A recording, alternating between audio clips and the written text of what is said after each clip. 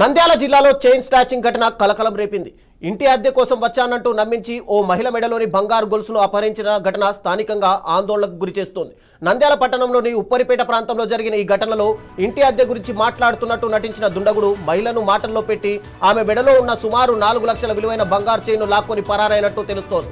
ఘటనపై సమాచారం అందుకున్న వెంటనే పోలీసులు సంఘటనా స్థలానికి చేరుకుని వివరాలు సేకరించారు. పరిసర ప్రాంతాల్లోని సీసీటీవీ ఫుటేజ్ను పరిశీలిస్తూ నిందితుల కోసం గాలింపు చర్యలు చేపట్టారు.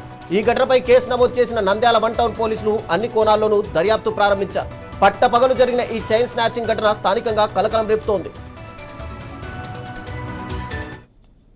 మా ఇంటికి ఒక అతను వచ్చి ఇల్లు చూస్తా అని వచ్చినాడు నిన్న.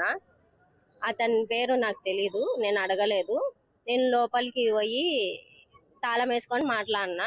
పైన ఇల్లు అని చెప్పి తాళం ఇచ్చేసిన. నిన్న చూసి పోయినాడు. రేపు సాయంత్రం మా వాళ్ళని తొలుకొని వస్తా, నేను మా ఆవిడని తొలుకొని వస్తా అని చెప్పినాడు. సాయంత్రం రాలే కానీ ఈరోజు మళ్ళీ 3 గంటలకు వచ్చి తాళం తీసుకొని మా వాళ్ళు వస్తున్నానని ఫోన్ మాట్లాడి నీళ్ళు అడిగినాడు. నీళ్ళు ఒకసారి ఇచ్చిన, మళ్ళీ తాళం వేసుకొని లోపల నుంచి మాట్లాడినా. మీ ఆయన ఏం చేస్తాడంటే బ్యాంకులో అప్రవేజర్ అని చెప్పిన తర్వాత మీరేం చేస్తున్నారు అన్న, ఏంటోళ్ళు మీరు ముస్లిమ్సా అని అడిగితే కాదక్క వడ్డేళ్ళం మేము అని చెప్పినాడు. మీరెక్కడ ఉంటారన్న అంటే ఇక్కడే ఆత్మకూరు బస్ స్టాండ్లో బజ్జీలు వడలు వేస్తుంటాం అని చెప్పినాడు.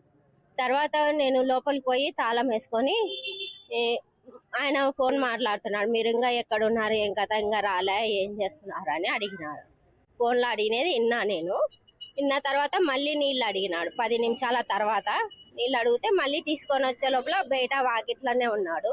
నేను తాళం తీసి ఇచ్చి అక్క మా వాళ్ళు ఇంకా రాలే, కనకలేకుంటున్నారు, తీసుకో అని ఇచ్చే వరకు చెమ్ము నేను తీసుకోనికే బయటకు వచ్చే వరకు ఇంట్లోకి కాలు అడుగు పెట్టి నన్ను పట్టుకొని దొబ్బి కింద చైన్ గుంజుకొని పోయినాడు.